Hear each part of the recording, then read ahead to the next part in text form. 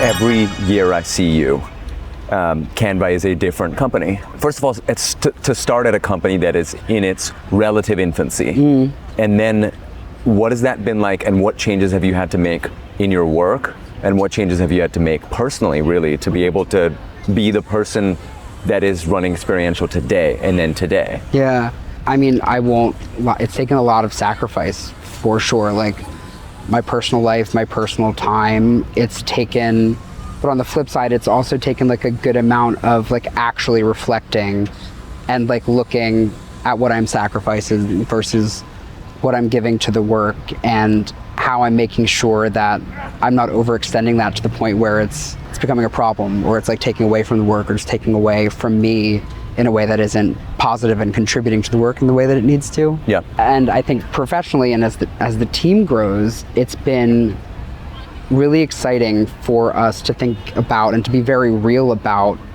capacity of what we can do with the team that we have compared to the ambitions that we have, which are massive. And for, you know, a team of overachievers, like I strongly feel my entire team is, and that's what makes us so good at what we do. That's a hard pill to swallow sometimes. Because you want to do it all. Because we want to do it all. We want to be everything everywhere all at once. And that's not just felt by me. That ambition and that wanting to do it all truly is felt by the whole team. And I think it's been challenging for us to be like, okay, I know we want to do this, but realistically, this is what we can do. And you have to. And how do you achieve the bigger thing? Is it partners? Is it like, how do you do that?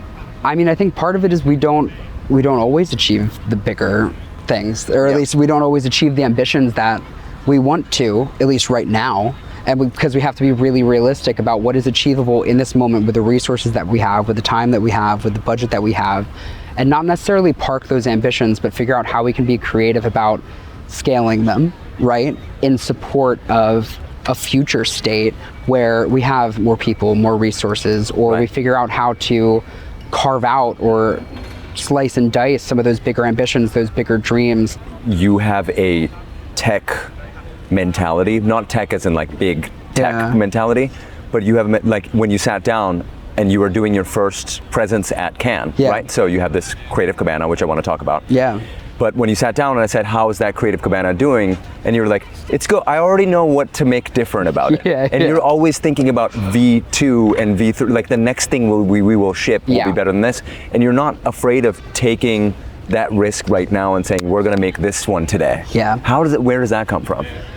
I think it's from the top down, and I really feel like we get a sense of that ambition from, you know, I will talk endlessly about Melanie Perkins, who I think is the most brilliant human being to walk planet Earth.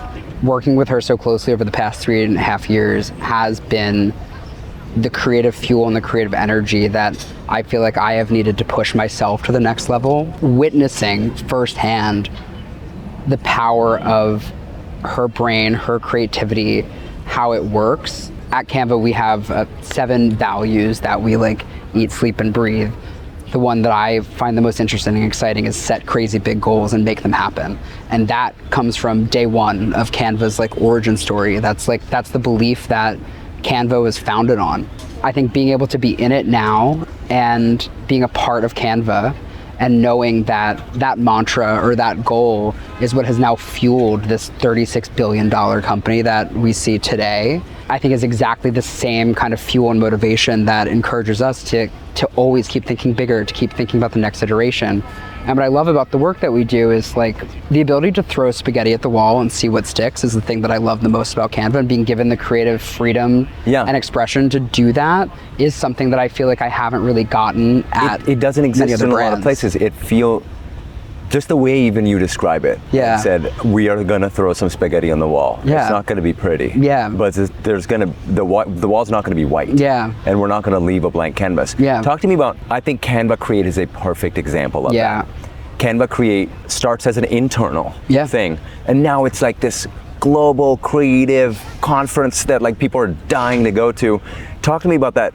That journey. Yeah. And what is Canva Create? And what did it start as, where it's now, and how? Yeah. Canva Create is the single thing I can point to that I am the most proud of so far in my career. I have so much pride, not just in, of course, myself and the work that me and the team do, but it is the largest cross-functional event at the entire company. And that's the thing that I love about it so much. Like, the entire company, every team from product to sales to eng to PMM to experiential to campaigns pours everything they have into getting that off the ground. The origin story of it I actually think is fascinating. So Canva used to operate in seasons instead of quarters. And those seasons were also all according to the Australian seasons, which are just like a couple months off from from like traditional quarters here in the US. So at the beginning of every season, we would host something called a season opener. It was an internal event. It was an opportunity for us to like bring the entire team together and to like rally around the goals that we were setting for the next season, to celebrate the goals that we crushed in the season that we had just finished up. And it was like this internal rallying cry for us. It was, meant to be very inspirational and exciting, and they were always themed. People would always get dressed up. My very first season opener was Canva Land. We did one that was like 1920s themed. There was like an adventure theme, and we would get really into them. Like, the entire company would get dressed up in these crazy costumes.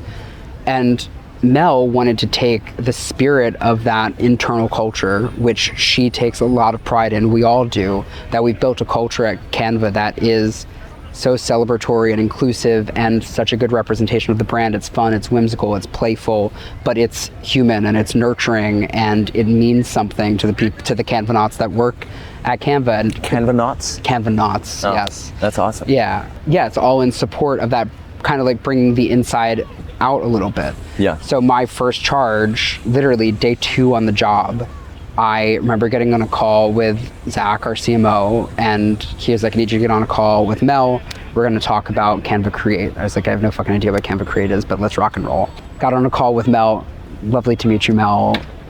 Big fan. Yeah. Thanks so much for being here. And she was like, we're going to do Canva Create, and also you're going to get on our company all hands tomorrow and tell everyone that we're doing it and talk about it. You're like, I haven't even got my laptop yet. This is I shit you not, this is day 5, and I was like sick. And honestly, that was such a good representation of what the next 3.5 years would be. This kind of just like, let's jump right in and figure it out together and just like break shit and build it back up again and break it again and keep building and evolving. And that's exactly what we did with Canva Create. And my first 6 months there, was spent trying to figure out what it was, what were our goals. There was no precedent for it except for like an online event that the team had held, and of course season openers, but like, what does this become? So I pushed really hard for us to do something live, like for Mel, Cliff, Cam to get on stage, to talk about the product. Because the other thing that I think is really fascinating to think about is Canva's growth happened so much over the pandemic. Like really those like between I started using it, 2019 and 2022, right, was when our growth was just like rocket ship status. So we had gotten really used to doing like video messages and like Zoom all hands. So like pushing for this like on stage live format was something that I fought really hard for because I thought it was really important. And the first Canva Create was such a massive success. It expedited our company goals in ways that we were not even imagining, just by landing our product messaging, putting it out there for the world, doing this recast to everybody to tune in. And it was the first time that people finally got like our visual suite. It was the first time that we unveiled in one place the visual suite. And it was so successful that we turned around 6 months later and did it again. And it was like, this was great. We're doing it again in 6 months. And it was like, okay, let's go. We're doing it again. Held the second one in Sydney just for an IRL audience of 2,000 Canvanauts sitting in the room there, because we knew that they were gonna clap when we told them to clap and laugh at our jokes when we made jokes, and they would bring the energy and the vibe to the room because we were standing there launching the products that they build. And there was something so special about that exchange of like Mel, Cliff, Cam, our product managers, our product folks standing on stage being like, we're launching this right now, and the room just going insane. So the big step change was going from year 2 to year 3, where we decided we're gonna move it from Sydney to the United States, We're going to sell tickets. We're going to invite the community. We're going to bring in thought leaders. We're going to do workshops. We're going to do hands-on demonstrations, and it's going to be at SoFi Stadium. And like going from, you know, this cute little thing that we did, eternal company meeting, to that in a SoFi 2 Stadium years. like presentation. Yeah, it was a massive leap, and like it was incredibly intimidating, and my entire life became getting this off the ground, and I don't have a single regret for the countless hours that the team poured into making it happen, because the reaction from the community, from the press, filled my cup, like overflowed. We were just talking to Yadira in this seat a while ago, and we were talking about experiential, and it feels like experiential is such an iterative process that people want. I think every company on this beach right now would love a Canva Create, what it is today. But they would not be able to do what it was 6 years ago. Right? Like they are not willing to do the in-company all hands and then next year improve it by 15%, 15% and 15%. And why do you think experiential fails? I think experiential fails, honestly, for that exact reason. I think because you bite off more than you can chew, honestly. And not even in a sense of like the producers or the folks that are doing it can't handle it, but because you're not taking the time, to your point, to be iterative, to break something and to fix it and to find out how to do it better.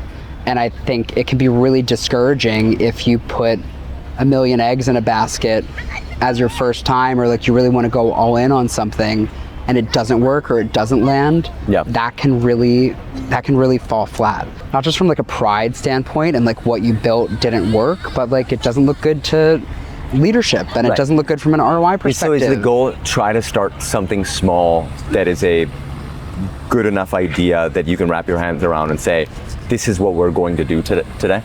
Always.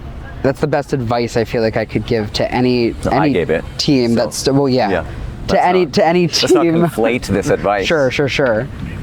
But like it is, going through that iterative process is how the best ideas come to life. You know, I think we have found so much value in that, especially with something like Canva Create, in starting small and thinking bigger, and bit by bit bring in different elements or trying something new. Because you have to see something work.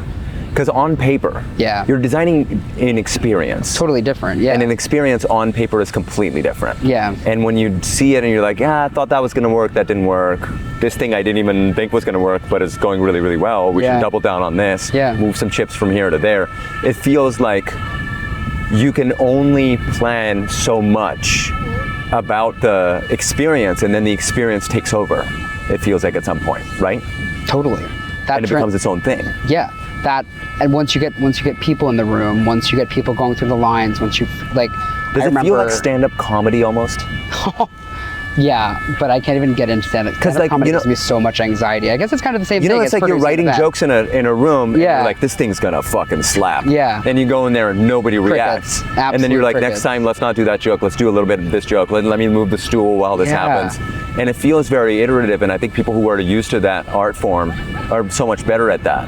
Completely. Instead of like architects who are like, I need to know everything's going to work before I build this building. It's truly the best part it's the most challenging and the most rewarding part of what we do. I think challenging in the sense that like you need to accept defeat a little bit, right? You need to accept that something didn't work out how you planned it on paper, like the sketches that you drew or the schematics that were in the source of truth document. But like knowing that we have the opportunity again to iterate, to learn from those challenges, to make them better, I think is really rewarding. And like going that's from just a culture thing. Totally. That culture there. Totally. And going from Canva Create 2024 to now 2025, seeing the reaction and the change in people that were there both years would literally come up to us and be like, you guys crushed this. Like the same people that would like write in on the survey and be like, this wasn't great. I stood in line for 2 fucking hours to get my sandwich and you suck and I hate you. You know, and those things are hard to read. Like getting back an NPS score that is 4 is like. Do you not measure, like, here. that was going to be my question, like, how do you measure the success of each thing, and what are you trying to improve? Yeah, I mean, measurement is, as I'm sure you know, for experiential is notoriously really tricky. Yeah, like how do you measure an experience? Yeah, or how do I feel like you're having a great time right now, but you're going to give me an NPS card of 2. Yeah, I guess we'll fill out the survey afterwards. Yeah. I guess you'll find out. How do you measure beyond just like the MQLs in the pipeline? How can you measure the transformation that somebody had when they came and attended Canva Create? How can you capture and measure and show the joy that someone felt when they were sitting in their chair listening to the closing number of Canva Create? You can. You can? You can. You can. It's very. But how do you, difficult. within the organization, what is is there a number you're trying to move? Is there a mandate from the team to be like, this is what we want, or is that the freedom that you have gotten and needed? Oh no, absolutely. There is. I mean, for something like Canva Create, you've got the 2 sides of the coin. You've got that kind of like, did people come? Did they have a good time? Did we get a great NPS score? Were people super happy? What was the sentiment on social? Were people sharing? But then we use it as a business opportunity, right? Like we look at marketing qualified leads that we got from like a primarily B2B audience that comes to something like Canva Create. And, you know, did the keynote inspire them? Did the hands-on product demonstration that they had, or the workshop that they sat in with one of our Do you measure sales nods? leads? Yeah, violent nods. Yeah, there should be a measure thing velocity to measure of the nodding your vibe head. of like a space to be like, people are enjoying this. If somebody could Let's do make that, I feel like it would solve Let's every make that. problem I have at the moment. Did I hear you earlier call your engineering team the Eng team? Yeah, I love that. Can I get a few people off your Eng team to design this product? We've got a lot of Eng team. Vibe is also our Vibe team. Is like the Vibies are the ones that run Wait, you've got a team called the Vibe team? Yeah. How the fuck do I apply to be in that team? What does a Vibe team do? They just vibe out? They're the coolest people at Canva, hands down. They are the ones that they run and kind of like manage the office. They curate, like, you know, within Vibe sits our hospitality team in the offices where we have kitchens and amazing chefs. We have someone whose sole job is the cookie chef. We have somebody who's literally just thinking up and dreaming cookies that are around the office. We have a head of beverages.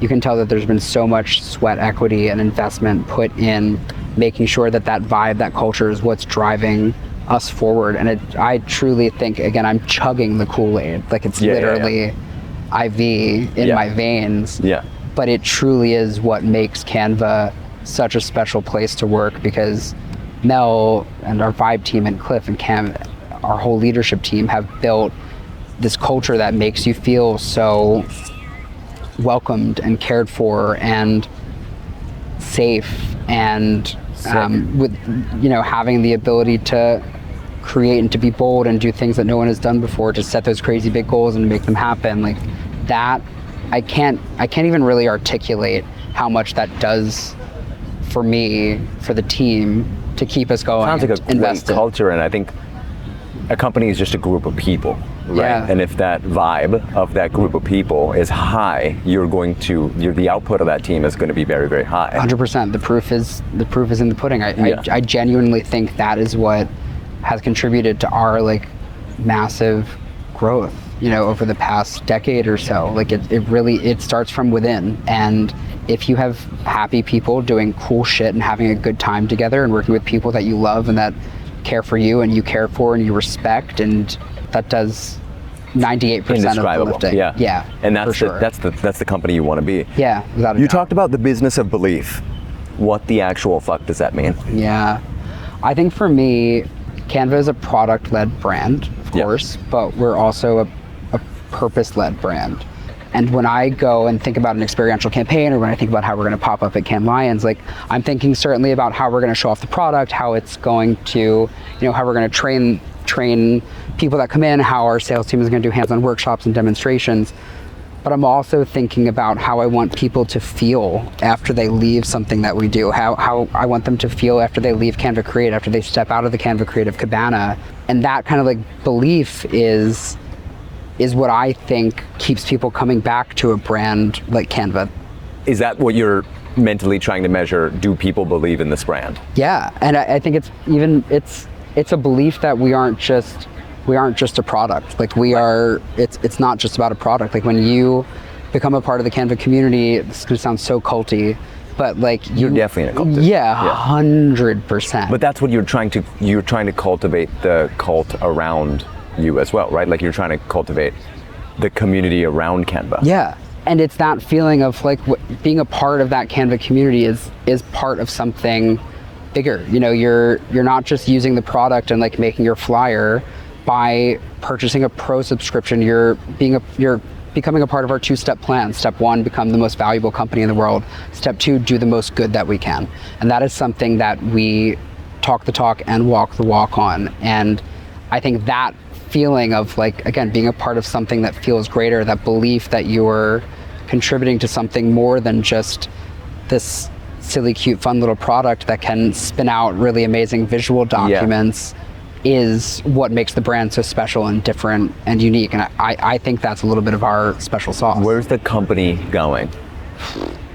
To the moon, honestly, maybe literally, who knows? We talk a lot about our mission. Canva's mission is to empower the world to design, right? It is at the top of every single deck. It's at the top of every single investor meeting. Like that is our mantra. That is our North Star.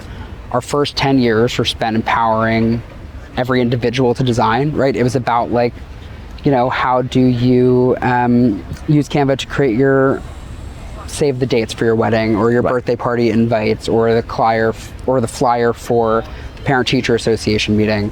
Our next 10 years are spent empowering every organization to design.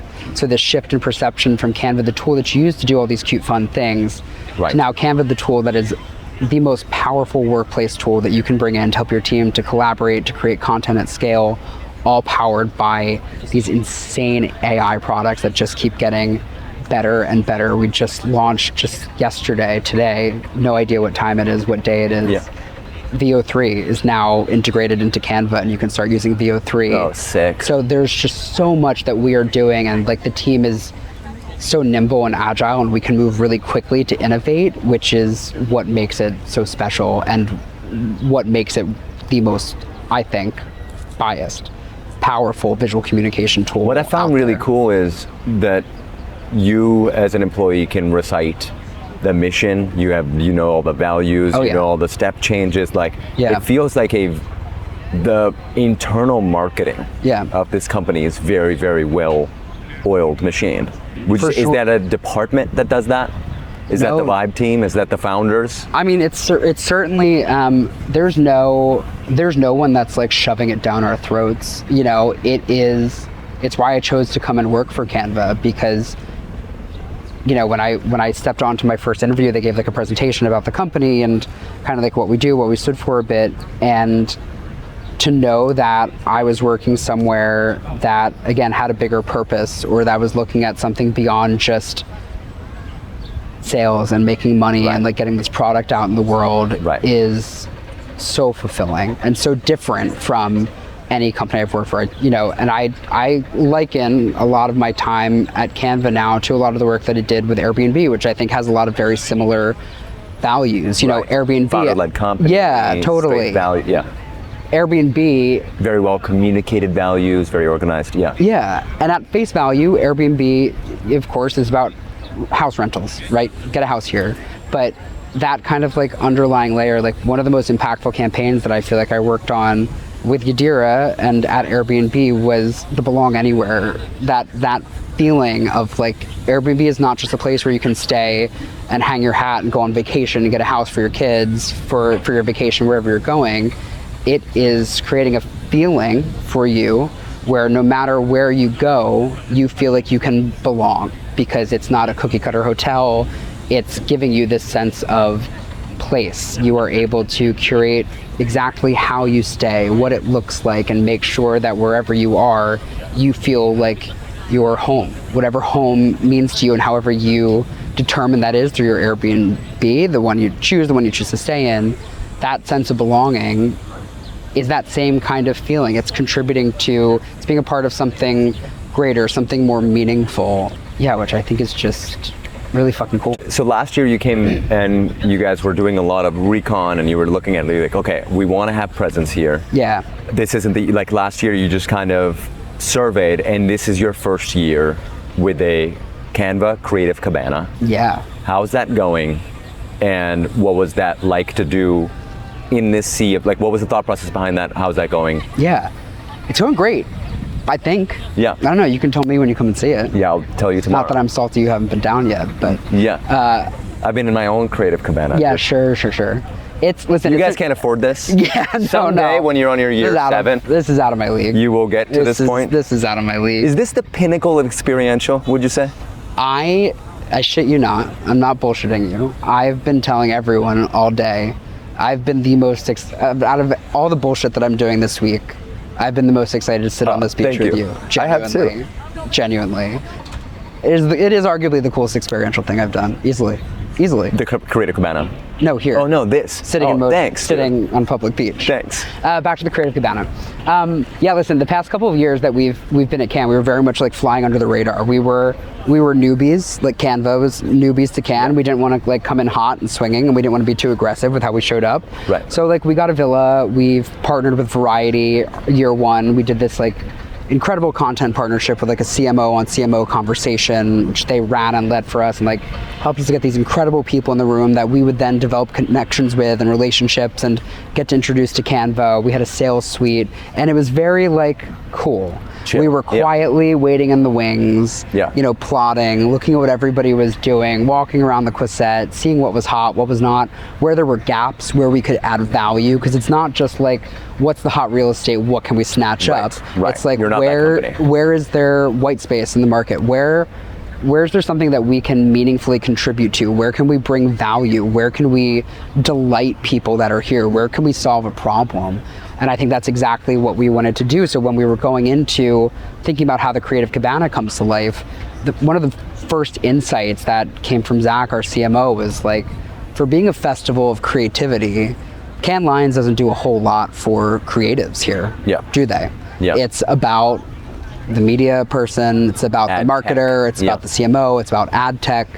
There's not a lot of opportunities to celebrate creatives. And I think that is a massive gap and a huge miss. Yeah. So we wanted to create a space, that felt super inclusive, right? Like my kind of mantra for bringing the Cabana to life was that we're about open doors, not velvet ropes. Yeah. In a place that is traditionally about access, are you on the list? Can you get in here? Who do you know? Yeah.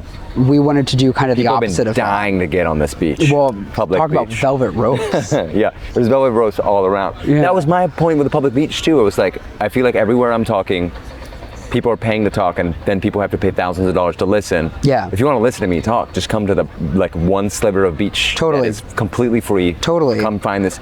And I think that's like the flip that you found. Yeah. That makes it so special. Yeah, and I think there needs to be more of that at Cannes, honestly. Like, and I think we found it so successful. It's been really exciting to see. It's been really exciting to see the response. Tonight we're about to host a creatives happy hour exclusively for creatives. Do you have to like show flash a badge that you're a creative person? Not at all. I mean, listen, we weren't like gating it, but like RECD Cat shared, like if you're creative, come to this happy hour and that's awesome. hang out with us. It's an open door. And then tomorrow, There's also not a lot of, you're right, there's not a lot of creative on creative. No. Let me talk to another creative. Like it's so hard to spot the other, and then the creatives of value that are here are just like leashed on a leash by their salesperson, just being like, all right, fucking come here. Yeah, and there's not a lot of rooms that they're like allowed to be in. No. It doesn't feel like we're creating the space that we need. And the same thing I think is true for, we were talking about this, experiential marketers. Like this entire festival is built on the back of experiential folks who are a massive part of the marketing funnel and the marketing mix. And there's no public forum for them to meet and talk and discuss, and it's all about to like that thank them for the work that they did to bring this entire thing to life. The like hours spent from Thursday to Sunday popping up these massive activations that people have just poured blood, sweat, and tears into doing. Everybody else rocks up on Monday and is like, cool, I'm here for my glass of rosé. Right. It just, there's this weird kind of like vibe where like we're not given a public stage to talk, certainly not recognized, I think in the right way by like the Cannes Lions themselves. I think it's such a gap, and something that we're eager and excited to think about how we provide a stage for that, how we create a voice for what we feel there's like underrepresented communities here at Cannes, which is you're very exciting. much recognized here, dude. I think the work that you do is fantastic. Thank you, man. I think experiential is such like in a world that is going to become increasingly fragmented and fake and digital and what all that stuff. Like experiences are going to be so much more valuable, and there's very few people doing them well, and you're one of those people. And especially for doing it for a digital company, you know, it's really hard for a digital company to even understand and give you the value and say like, okay, make the coolest thing that you can. And the fact that you have Canva Create, you know, every tech company that I talk to has a page in their deck that has like a fake photoshopped CEO at a stage giving an Apple-like talk, and they all want to be that, but they don't know how to because they don't give the reins to somebody on day 5 and say, go make one event. And it doesn't, like, the thing we're measuring is that you try your fucking best and you make a great one, and that you plan to improve next year. I feel like if it's not at the standards of people are like trying to be like, okay, well, let's scrap that. Totally. And I think year 3 is when things can become interesting. When you know, Yadira was talking about like year 3 is when it's gonna start happening. And I feel like you're doing something really, really special in this space all needs, and I think in a world that this is going to be so much more important. I'm glad that people like you exist. I appreciate that very much. Also, by the way, just is not like complete, I don't work with you or anything. Shout out to your man, Zach, man. Your guy, he's such a brilliant dude, and he's such a fun person to talk to. And I think I could say that about Christine. I could say that about everybody on your team. I feel like everybody I've met is like so thoughtful, so passionate, and so intelligent. And I think getting all those 3 things at the same time is like almost unheard of in this industry. It truly feels. I feel like one of the luckiest people in the world. I like to feel like I've landed my dream job working for a company and for a product and a company that I believe in, you know, and that I'm not just like hawking something because they're sending me a paycheck, you know, every 2 weeks. You're definitely on that Kool-Aid. Don't OD on that Kool-Aid. No, I'm trying so hard. But it's good. It's like, I think Kool-Aid is a good thing. I could not agree more. Because otherwise you're living a purposeless life.